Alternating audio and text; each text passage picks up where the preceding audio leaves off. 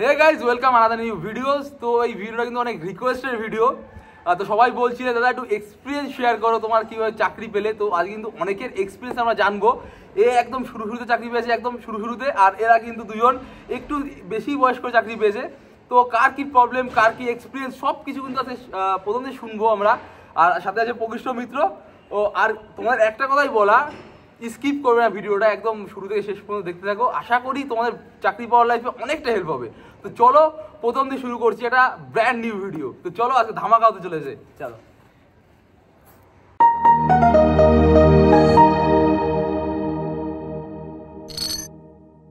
আর আমার সাথে আছে ভাই অরিজিৎ। এর কিন্তু একদম শুরুতেই চাকরিটা পেয়ে গেছে, মানে বয়স শুরু হয়েছে, চাকরিটা পেয়েছে। আর এই যে দুইটা দাদা আছে, এরা কিন্তু চাকরিটা পেতে একটু লেট হয়েছে, কিন্তু এই বয়সে এসেও যে এতটা স্ট্রাগল করে চাকরি পাওয়া যায়, এটা কিন্তু তার মোটিভেশন। এরা দুজন ঠিক আছে, যে জেদ ছাড়েনি, এদের যে জেদটা সেটা কিন্তু ধরে রেখে চাকরিটা অবশ্য পেয়ে দেখিয়েছে। পাড়ার প্রতিবেশী যে কথাগুলো, টোন বা প্রিজিং করা অপমানজনক কথাবার্তা, তারা কিন্তু জবাব দিয়ে চাকরি পেয়ে আজকে এই জায়গায় আমরা একসাথে বসে আছি। তো চলো প্রথমে শুরু করছি আমাদের প্রকৃষ্টর কাছ থেকে। সবাই তো চেনো প্রকৃষ্টকে, তো চলো প্রকৃষ্টজি বলছি। নমস্কার। প্রথমেই তোমাদেরকে যারা যারা ভিডিওটা দেখছো তোমাদেরকে অনেক অনেক শুভেচ্ছা রইলো। আর জানি আগামী দিনে তোমরাও ঠিক এইভাবে আমরা যেভাবে বসে রয়েছি এভাবে বসে অবশ্যই তোমাদের চ্যানেলও কিন্তু আমরা দেখবো যে হ্যাঁ আমরা ভিডিওটা দেখতে একদম প্রথম। আর দ্বিতীয় হচ্ছে হ্যাঁ এটা যেটা বললো যে কেউ ধরো পরে কেউ ধরো আগে, এটা একটা বিষয়, কিন্তু সেটা নয়, যখন যে খেটে যায় তখন সে চাকরিটা পায়। মানে আমিও যেমন একবার পরীক্ষা দিয়ে একবারে চাকরি পেয়ে গেছি। অনেকে থাকে যারা ধরো অনেকবার পরীক্ষা দেয়, ও একবার চাকরি দিয়ে পরীক্ষা দেয়, মানে চাকরির পরীক্ষা দিয়ে চাকরি পেয়ে গেছে। ঠিক আছে, আমার এই কনস্টেবলটা প্রথম, এই দাদার কনস্টেবল প্রথম। তবে বিষয়টা হচ্ছে তুমি প্রিপারেশনটা কিভাবে নিচ্ছ। দেখো একটা ভালো জিনিস তোমাদেরকে বলছি, এটা আমার চ্যানেলও আমি বলি, যে পরীক্ষা ফর্ম ফিল আপ করেছিল কজন আমাদের সময়? 10 লাখ। 10 লাখ, 9-10 লাখ তো হবে। 10 লাখ, আমি 10 লাখ ধরলাম। আচ্ছা সিরিয়াস ক্যান্ডিডেট কজন ছিল? সিরিয়াস ক্যান্ডিডেট ছিল আমি ধরলাম 5 লাখ। 5 লাখও বাদ দিলাম, 10 লাখের মধ্যে আমি ধরলাম 1 লাখ। ঠিক আছে, ভ্যাকেন্সি কটা ছিল? 8,000 সামথিং ছিল। তার মধ্যে জেনারেল ছিল হচ্ছে 7,000 সামথিং। জেনারেল ছিল হচ্ছে 1600, সব দিক দিয়ে নিয়ে 2000 প্লাস জেনারেল। মানে কম্পিটিশনটা কোথায়? অন্য লেভেলে, জাস্ট অন্য লেভেলের কম্পিটিশন। আগে কি হতো, লকডাউনের আগে কিন্তু অন্যরকম ব্যাপার ছিল, বাট লকডাউনের পরে কিন্তু একদম সবাই হাত পা ধুয়ে লেগে গেছে চাকরি করতে হবে। তাও ম্যাক্সিমাম পুলিশের দিকেই আসছিল, যারা ইন্টেলিজেন্ট, যারা ভালো পড়াশোনা করে, বিশেষ করে এই দুজন।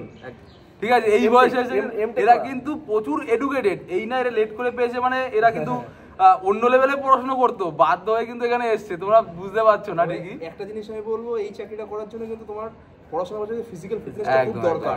এটাই হচ্ছে ব্যাপার। তারপর যাদের একটু বেশি বয়স হয়ে গেছে তারা একটু শারীরিক নিয়মিত চর্চার মধ্যে থাকলে ঠিক হয়ে যায়।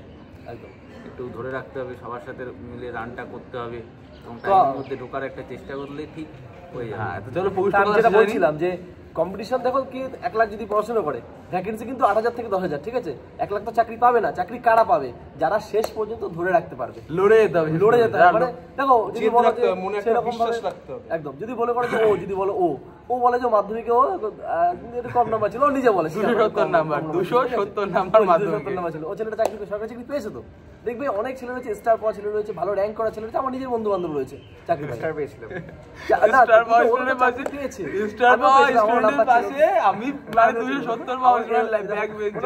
এখানে অনেকেই আছে, সবাই সমান। মানে আমাদের এখানে যারা চাকরি করছে, তুমি 80% ছিল সায়েন্স স্টুডেন্ট, আমি সায়েন্স স্টুডেন্ট ছিলাম, এটাও সায়েন্স স্টুডেন্ট ছিল। ও সায়েন্স স্টুডেন্ট। তো আমি কিন্তু মানে বাবা মা জোর করে ধরিয়ে, আমার একটা কথা মনে আছে, এটা না বললে নয়।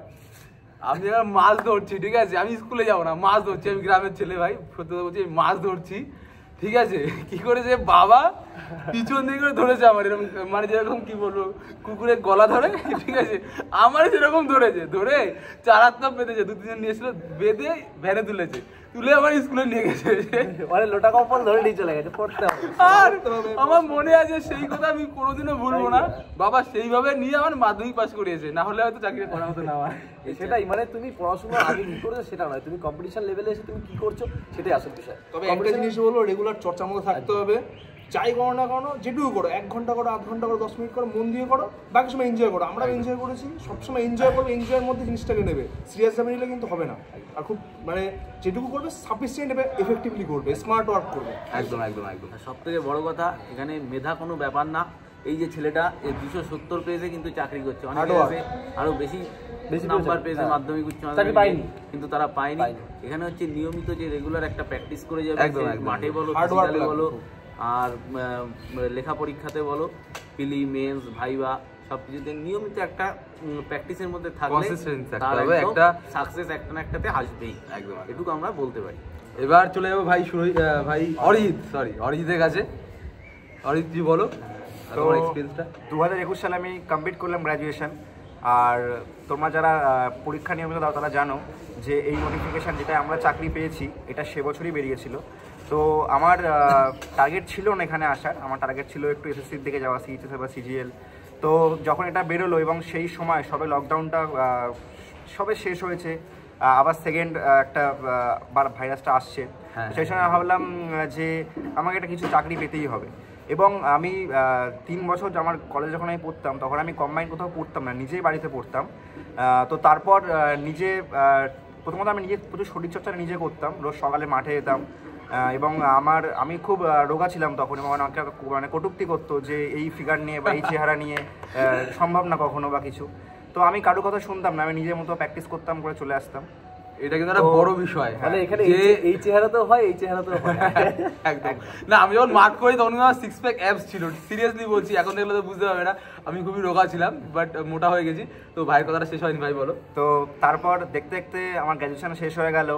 আর একটা জিনিস তোমরা সবাই জানবে যারা গ্র্যাজুয়েশন শেষ করেছো, তারপরে দেখবে অ্যাকচুয়াল যে প্রেশারটা না, যে বেকার, তখন থেকে অ্যাকচুয়ালি বেকার জীবনটা শুরু হয় এবং ফিল হতে শুরু হয় যে হ্যাঁ এবার কিছু করতে হবে, কারণ সবাই তোমার দিকে তাকাচ্ছে, তোমার বাবা মা তোমার দিকে চেয়ে বসে আছে।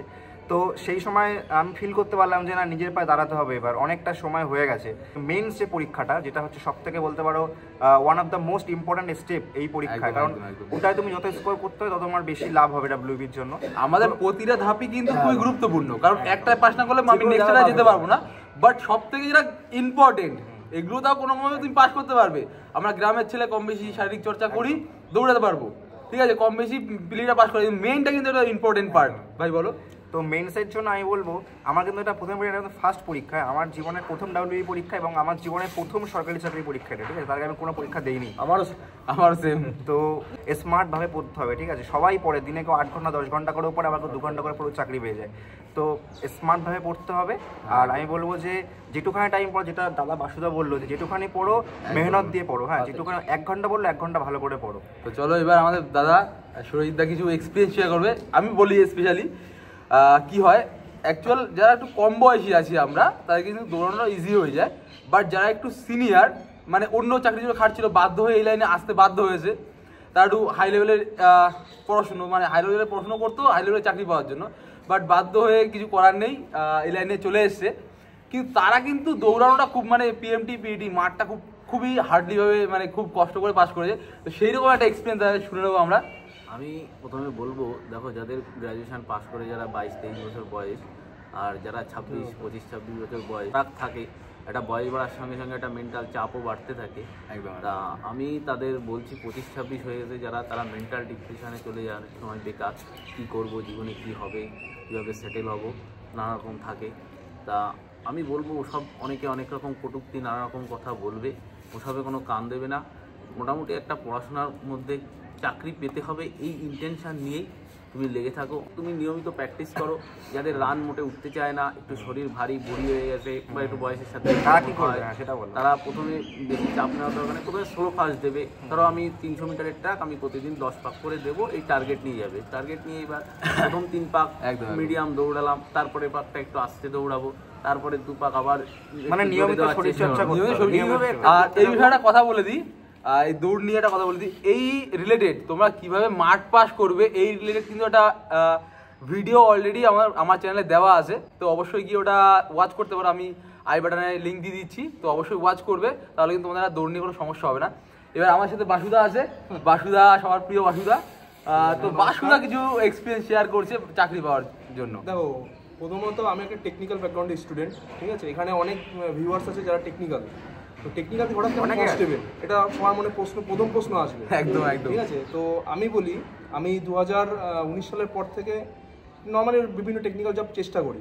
এবার তারপর হঠাৎ করে আমার মনে হলো কি এবার চাকরি পাওয়া দরকার, সেটা যে কোনো লাইনে হোক না কেন, আমার একটা ব্যাক সাপোর্ট দরকার আছে, তারপরে আমি অন্যদিকে সুইচ করতেই পারি। তো 2020 সালে এই নোটিফিকেশনটা বেরোয়, আমি ফর্ম ফিল আপ করি। তোমরা শুনলে আশ্চর্য হবে, আমার বডি ওয়েট ছিল 87 কিলোগ্রাম, ঠিক আছে, সেখান থেকে আমি যখন পিএমটি ফিজিক্যালে মানে পিটি যখন পাস করি, সেখান থেকে আমি ওয়েট কমিয়ে 73 কিলোতে নিয়ে আসি। 14 কিলো ওয়েট লস করি। 87 ভাবা যায় না। বুঝতে পারছো না কিন্তু তুমি কিন্তু এখনো বুঝতে পারছো না যে কতটা হার্ড পরিশ্রম করলে, কতটা হার্ড ওয়ার্ক করলে, কতটা ডেডিকেশন মোটিভেশন থাকলে এই বয়সে এসে এতটা হার্ড ওয়ার্ক করা যায়। আর সত্যি বলছি সুরজিৎ ছিল, হ্যাঁ একদম একদম ঠিকই আছে, কিন্তু একটা কথা বলি, যতই যা বড় না কেন মুখে বলা আর কাজে করা দুটো কিন্তু আকাশ আর পাতাল তফাৎ। তোমাকে প্রতিদিন ঠিক আছে মাঠে যেতে হবে, একদম একদম। হ্যাটস অফ বাসুদা সুরজিৎ দা দুজনকে পুরো একদম পায়ে ধরে প্রণাম। সিরিয়াসলি বলছি, সিরিয়াসলি বলছি, যারা মুখে বলে অনেক কিছু করবো বা কিছু, তারা কিন্তু ঘুমিয়ে থাকে, কিন্তু এই বয়সে এসে উঠে এত প্র্যাকটিস, এত ওয়েট লস করে মানে 6.5 মিনিটে 1600 কমপ্লিট করা তো জাস্ট ইম্পসিবল।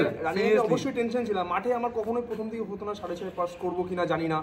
এমনকি রানিং যেদিন দিতে আসবো তার 1 সপ্তাহ আগেও আমার 6:40 হতো মাঠ, ঠিক আছে, আসতো না 200 মিটার ট্র্যাকে। তারপর হঠাৎ করে কি হলো, সেলফ কনফিডেন্স, আমি পারবোই, এতদিন চেষ্টা করছি আমি পারবোই। ওয়েট লস আস্তে আস্তে কমতে থাকলো, ঠিক আছে, তো আস্তে আস্তে চেষ্টা করি এবং মাঠে যাই 6:24 মাঠ কমপ্লিট করি।